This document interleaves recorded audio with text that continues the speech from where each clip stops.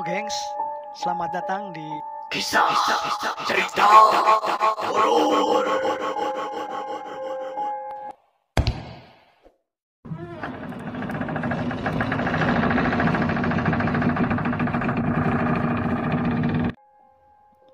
Assalamualaikum warahmatullahi wabarakatuh. Untuk kisah cerita horor kali ini, gue akan menceritakan sebuah kisah pengalaman yang dialami oleh, sebut saja namanya Nono ya, kita samarkan namanya. Nah, kejadiannya itu sekitar tahun 99 2000-an lah. Nah, ceritanya kan si Nono ini keluarganya itu seorang petani ya. Ibunya juga suka ke sawah dan ayahnya juga ke sawah. Dan ayahnya ini selain bertani, dia juga buruh di sawah, buruh serabutan lah. Kadang mencangkul punya orang atau bantuin panen gitu. Nah, suatu hari ada seorang saudagar di tetangga kampung yang banyak sawahnya dan terbilang kaya raya gitu. Nah, jadi pas itu kebetulan dia tuh diajakin temennya untuk mencangkul di sawahnya saudagar ini gitu. Dan saat itu ada yang nyamperin ke ayahnya gitu. Katanya mau nggak besok mencangkul di sawahnya ini? Boleh kata ayahnya gitu kan. Akhirnya ayahnya pun menyetujui untuk mencangkul di sawah saudagar ini.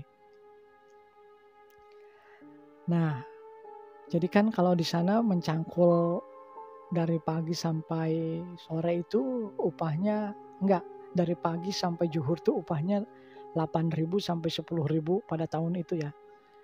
Nah, saat itu karena cangkulannya cukup luas itu jadi sekitar 2 hari pekerjaan gitu. Dan saat pertama ngerjain, hari pertama tuh setelah zuhur pulang dan sorenya itu ada yang datang suruhannya si saudagar nganterin upah. Karena upahnya dikasih sorenya gitu.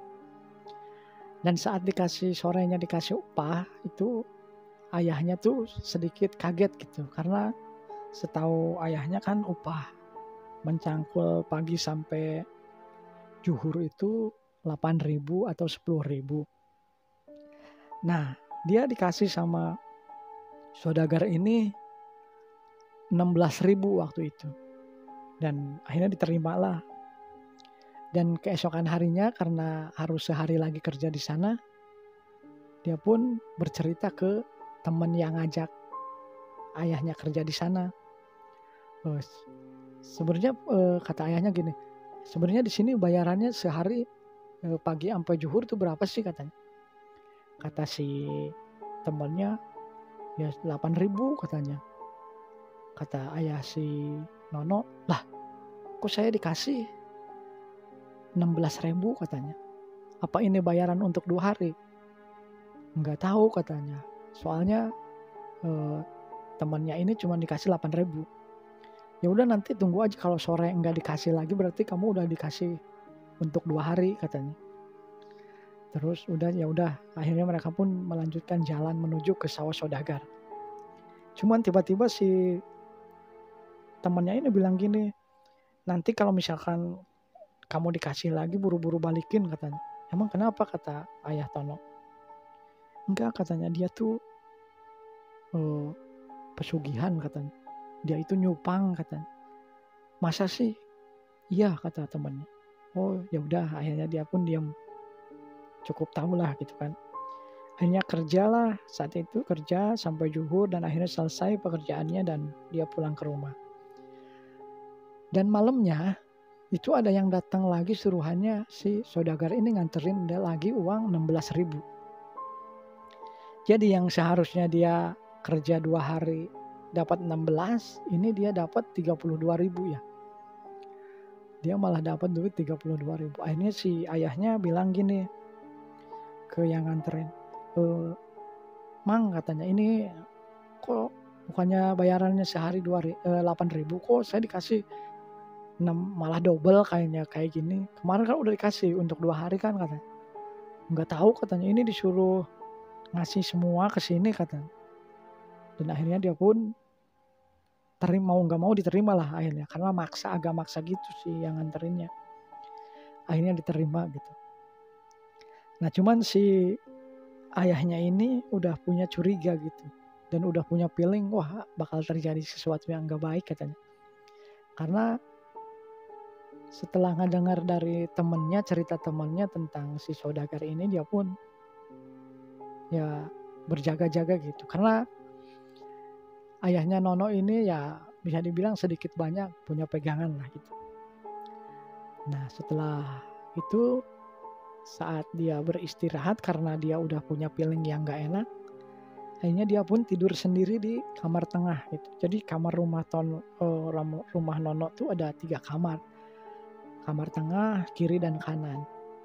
Dan ayahnya saat itu tidur di tengah karena tahu bakal ada terjadi sesuatu. Dan setelah sekitar jam 12 lebih itu benar terjadi, ternyata ada sosok yang bertaring dan rambutnya gimbal, gondrong, keluar dari jendela, masuk dari jendela maksudnya. Dan saat itu si ayah Nono ini nggak tidur karena dia tahu gitu. Dan akhirnya kejadian datang, dia pun ya dihadapin gitu. Dan sosoknya ini kukunya panjang dan ingin mencekik si ayahnya Nono. Dan akhirnya si ayahnya ini kaget karena wajah dari sosok ini tuh wajah saudagar itu. Cuman ini bertaring dan gondrong, rambutnya gimbal panjang. Kayak itulah, kayak leak gitu, modelnya gitu. Dan setelah kejadian itu akhirnya mungkin dia nggak mampu ngadepin ayahnya si Nono, akhirnya dia pun pergi gitu. Nah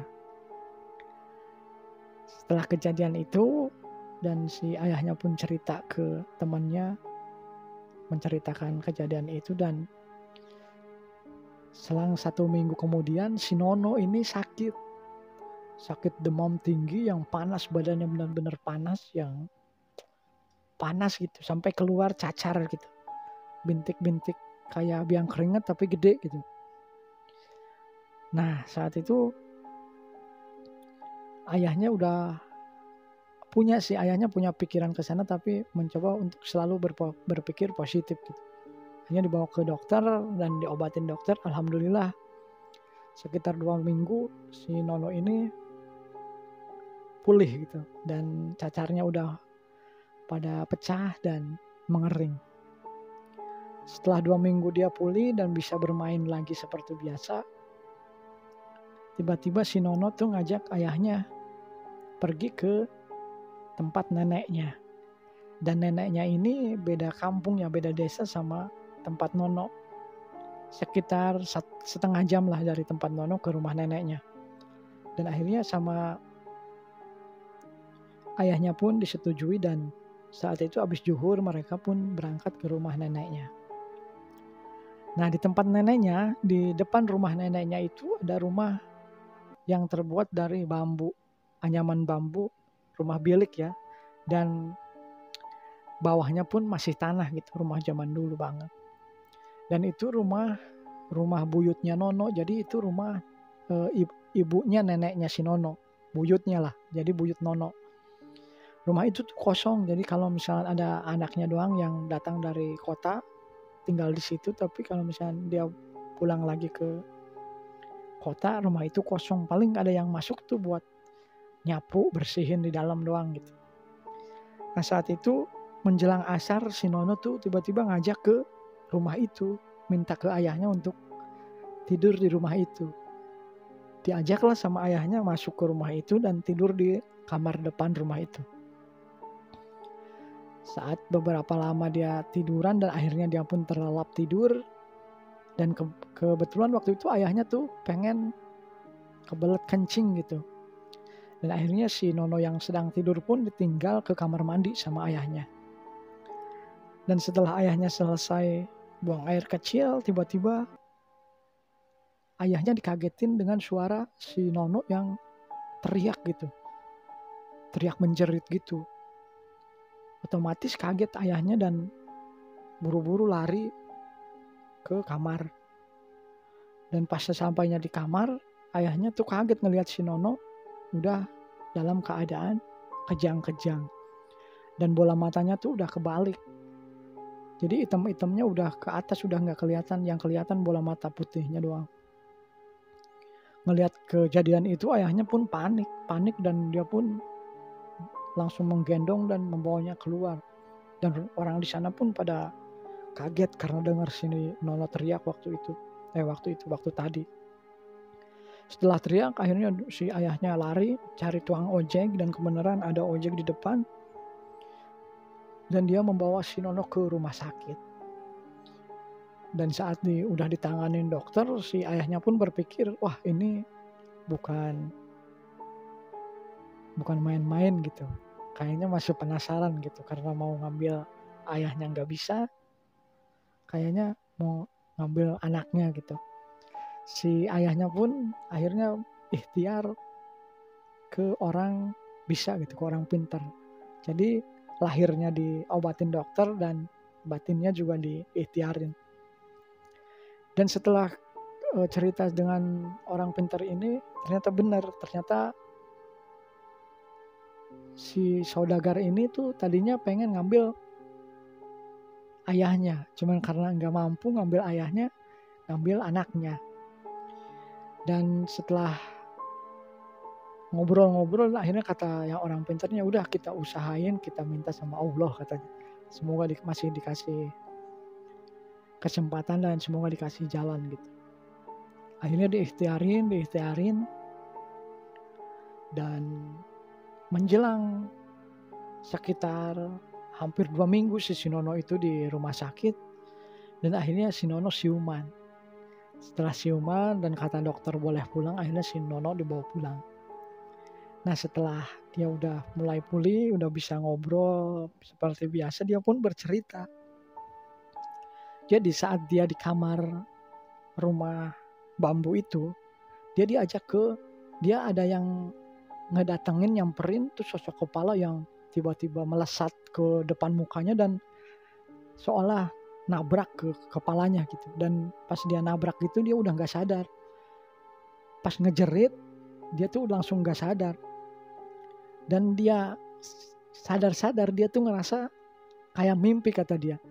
Ada di satu kayak padang pasir gitu. Cuman kalau padang pasir kan banyak gundukan pasir. Kalau ini enggak rata gitu, lapang banget gitu, dan enggak kelihatan ujung. Dan suasana di sana tuh bukan siang dan bukan malam, abu-abu gitu katanya. Dan dia pun bingung gitu, ini di mana gitu kan. Cuman pas dia nengok kanan kiri, dia tuh berada di jajaran tengah. Jadi kanan kiri tuh ada antrian yang kayak kalau di kita kayak lagi mau ngambil loket, mau beli karcis gitulah, antri gitu. Dan dia pun ada di jajaran tengah. Dan dia pun langkah demi langkah tuh maju. Dan di sana tuh ada gerbang besar yang menjulang tinggi. Dan mereka tuh pada masuk satu persatu ke dalam gerbang itu. Akhirnya dia pun tibalah saat giliran dia untuk masuk ke sana. Tapi tiba-tiba ada yang megangin tangan kiri dan tangan kanan dia, entah sosoknya seperti apa, si Nono pun nggak ngelihat gitu. Cuman dia kayak diseret ke belakang dan dibawa terbang, kayak terbang gitu melayang. Dan kemudian dia pun sadar, dan saat dia sadar ternyata udah ada di rumah sakit. Dan setelah kejadian itu ternyata memang benar si Nono ini hampir menjadi tumbal pesugihan saudagar kaya itu. Karena tidak bisa mengambil ayahnya, akhirnya si Nono pun jadi sasaran. Tapi alhamdulillahnya Allah masih memberikan perlindungan kepada Nono dan keluarganya. Dan mungkin cukup sekian untuk kisah kali ini. Tunggu kisah berikutnya. Dan jangan lupa di like, subscribe, share, dan komen. Terima kasih. Wassalamualaikum warahmatullahi wabarakatuh.